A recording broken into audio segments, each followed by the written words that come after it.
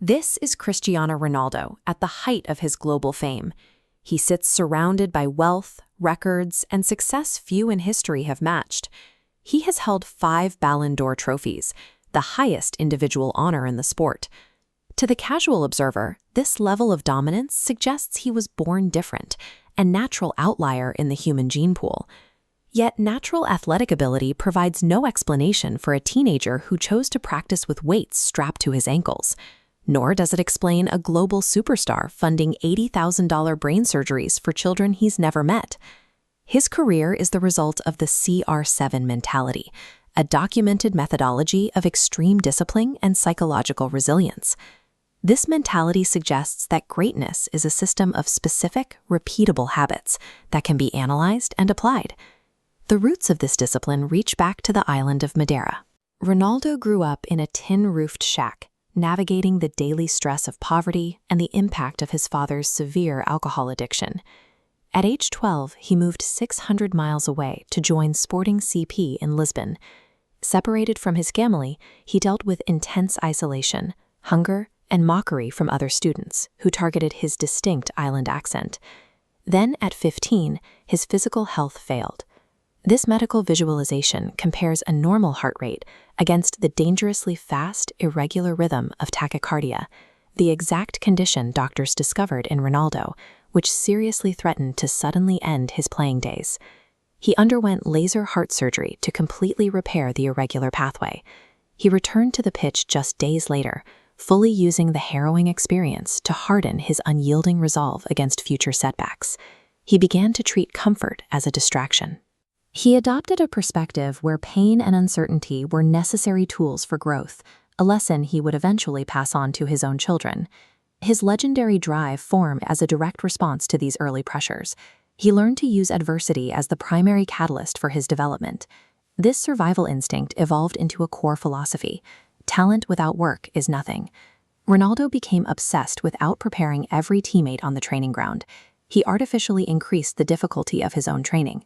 By practicing high-speed stepovers with these weighted constraints on his ankles, he ensured his movements would be lighter and more explosive during an actual match. This 24-hour clock graphic shows that actual competition is a tiny fraction of his life. For Ronaldo, the game only lasts 90 minutes, but the preparation takes up the rest of the day. That massive recovery block is split into meticulous subcategories: specific sleep cycles, physical therapy like ice baths, and a strict nutritional plan that avoids alcohol and processed foods. His longevity at the top of the sport follows a clear logic. It is the mathematical result of an entire life engineered around the science of physical preparation. This extreme focus on performance exists alongside a commitment to charity. Having experienced hunger and loss as a child, Ronaldo now uses his resources to intervene in the lives of others. This timeline graphic explains why he has no tattoos. While a new tattoo requires a 4-month waiting period before giving blood, his choice to keep his skin clear allows for continuous donation of blood and bone marrow. His philanthropy is often direct and deeply personal. When asked to donate signed memorabilia for a 10-month-old fan's brain surgery, he instead paid the entire $83,000 medical bill out of his own pocket. His commitments are also long-term. After the 2004 tsunami left a boy named Martunis stranded among this debris for 21 days, Ronaldo traveled to Indonesia to rebuild the child's home and fund his education. Years later, Ronaldo presented him with a signed jersey and continued to monitor his progress as Martunis eventually followed in his footsteps to the Sporting CP Academy. Trophies define his career on the pitch, but his willingness to use his status to alleviate suffering provides a different measure of his impact. The drive that creates a world-class competitor and the empathy that drives a philanthropist are parts of the same disciplined system.